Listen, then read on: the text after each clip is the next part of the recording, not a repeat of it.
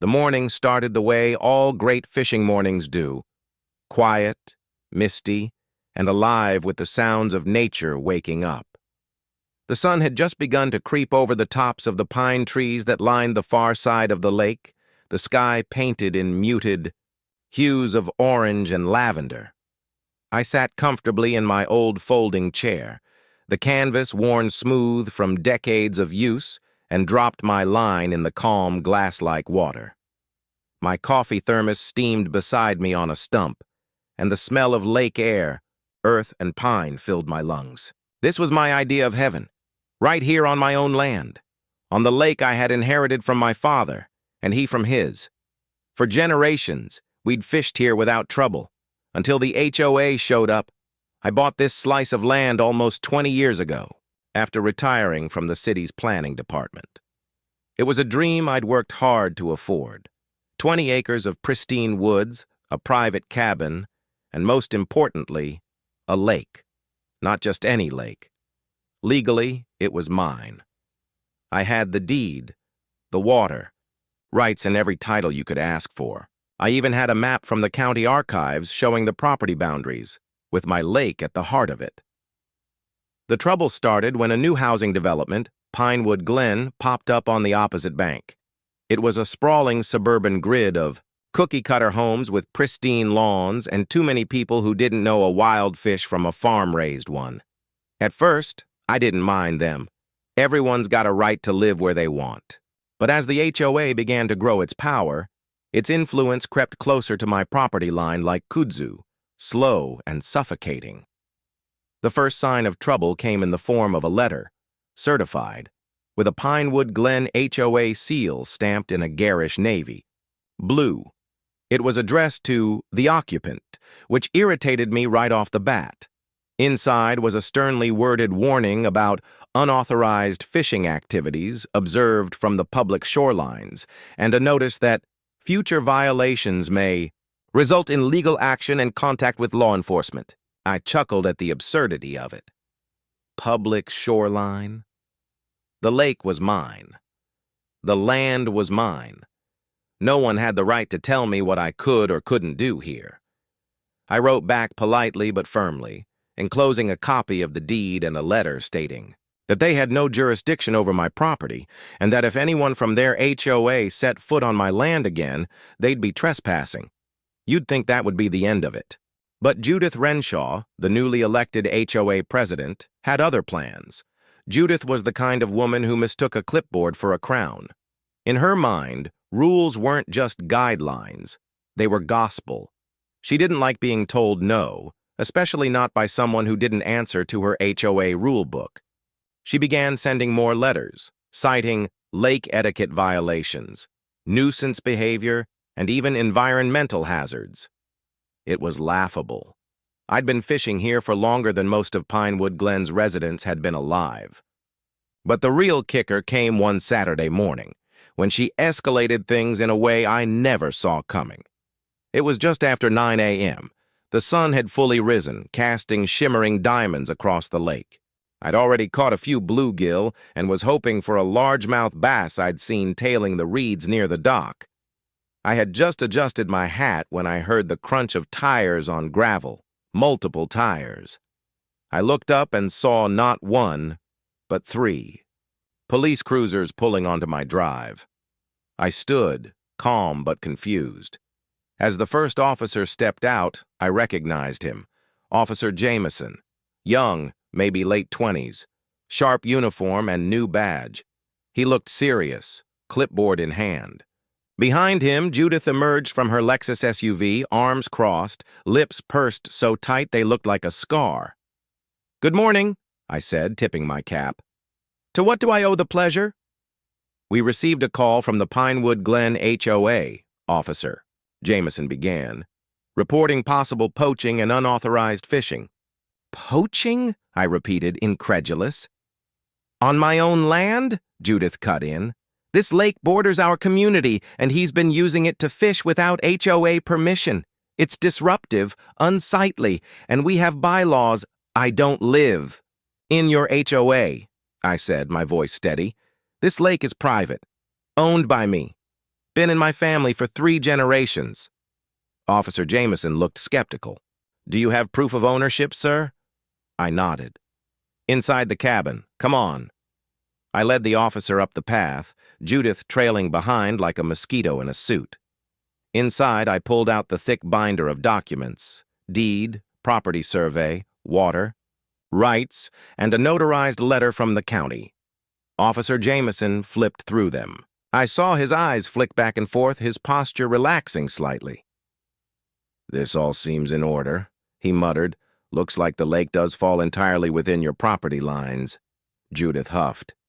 But what about noise complaints? What about the smell? The fish cleaning on the dock? That dock's on my land, I said calmly. And as for noise, the only thing I hear are the geese and maybe the occasional loon. If you've got a problem with nature, maybe don't move next to a lake. Jameson stifled a smile. Judith turned red. This is harassment, she spat. He's threatening me with passive-aggressive behavior. Ma'am, the officer interrupted, you called us about poaching, which is not occurring here. There's no evidence of a crime, and you're trespassing. Her mouth opened and closed like a fish out of water. Then I played my final card. You might want to check with the police chief before taking any further action, I said. He's my son. Judith froze. Officer Jameson blinked. Yes, I continued. Chief Marcus Hill, decorated 20-year veteran. He grew up on this lake. Caught his first fish on this dock. You can call him if you like. He's got a copy of the deed, too. Jameson stepped back, radioed his car, and after a few quiet moments, nodded. Confirmed. Chief says you're well within your rights. No violations. You're free to fish as much as you want. I thanked him kindly. Judith, meanwhile, turned and stomped off in a fury. I heard her muttering under her breath about lawsuits and the board hearing about this. After the cruisers left, I sat back in my chair, poured another cup of coffee, and smiled.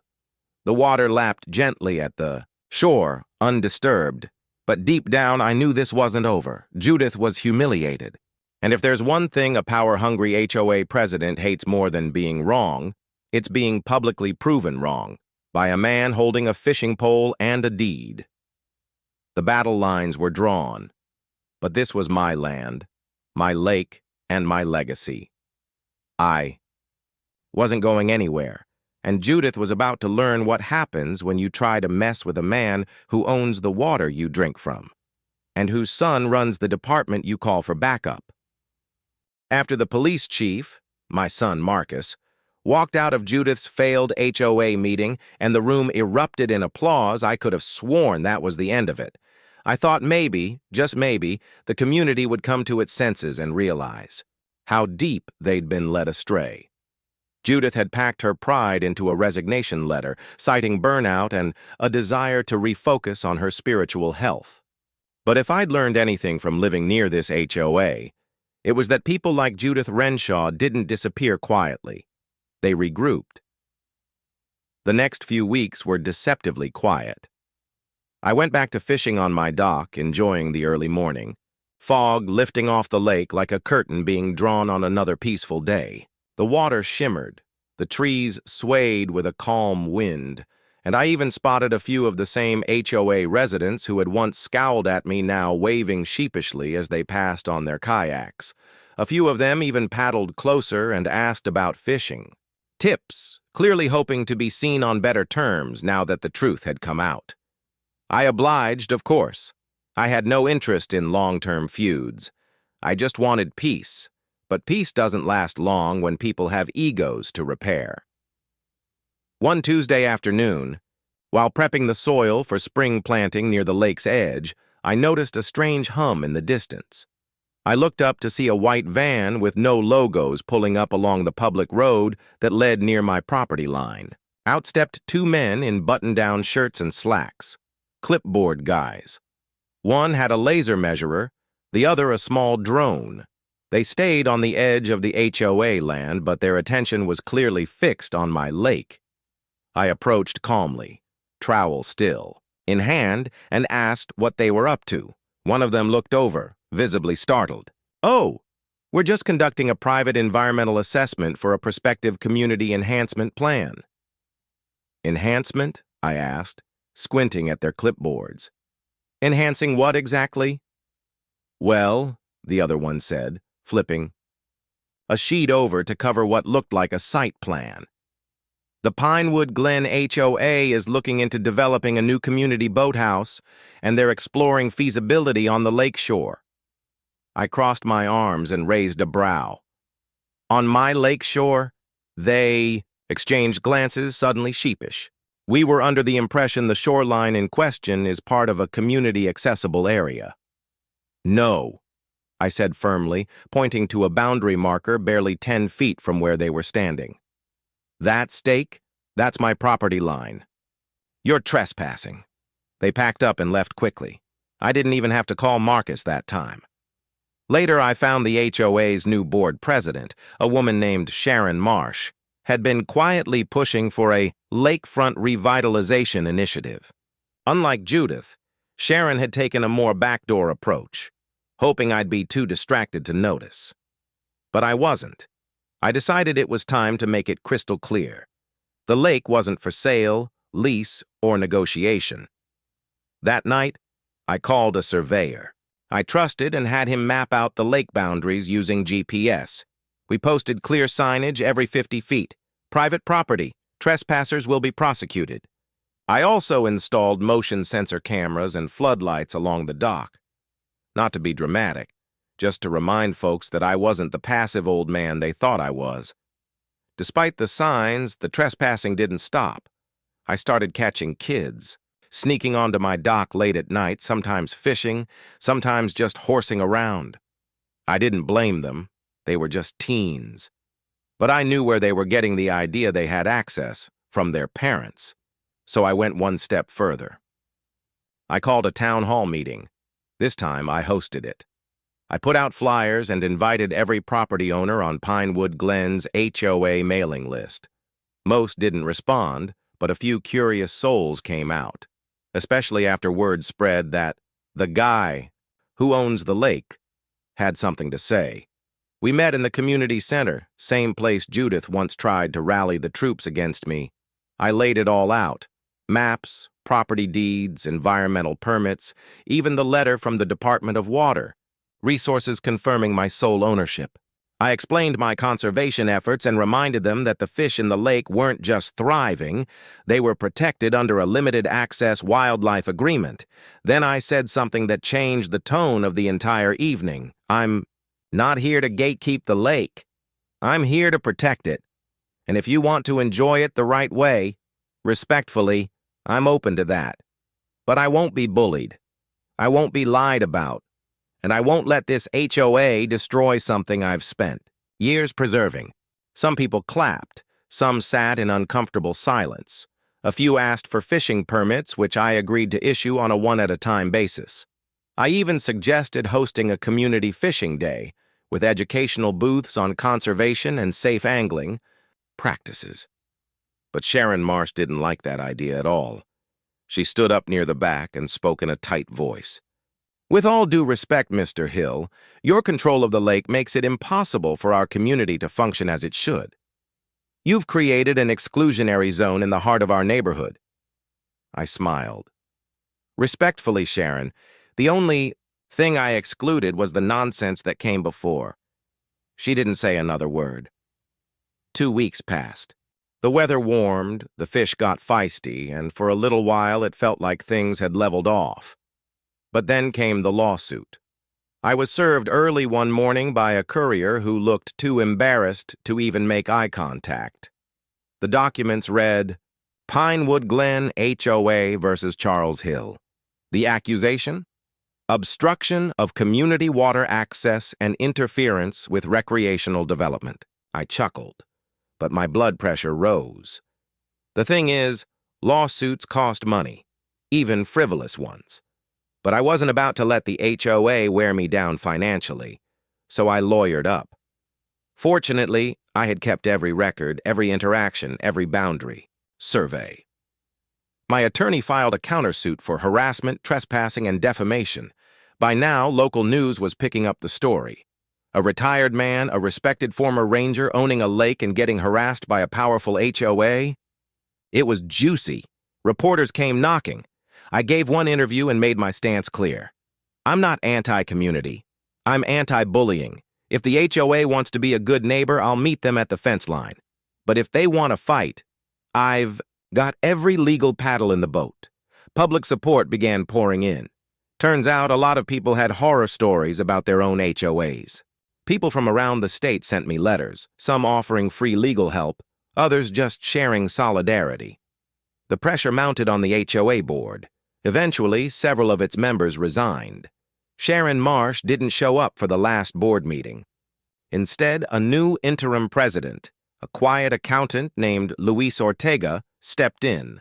He asked for a meeting. We met on neutral ground, a diner in town. Over coffee and pie, Luis looked me in the eye and said, "Mr. Hill, I think this whole situation got out of hand. I'm not here to fight. I just want to figure out how our community can move forward." For the first time in months, someone from that side spoke with honesty. I extended my hand. Together, we drafted a formal agreement. The HOA would drop the lawsuit, publicly acknowledge my private ownership, and cease all efforts to restrict my access or claim community use. In exchange, I'd allow a limited number of permits each season for shoreline access, educational outings, and supervised fishing for kids. The HOA residents voted on it, and it passed. By the end of that summer, I stood on the dock with Marcus, looking over the calm water. "Not bad for a guy who just wanted to fish in peace," he said, chuckling. I nodded. "They called the cops, tried to steal my lake. But in the end, you won." I didn't say anything. I just cast my line into the lake, the bobber dancing on the ripples. And as the sun dipped low behind the trees, I realized something deeper. Peace isn't always the absence of conflict. It's standing your ground until the storm passes. And when your son's the police chief and you own the lake, well, that helps too.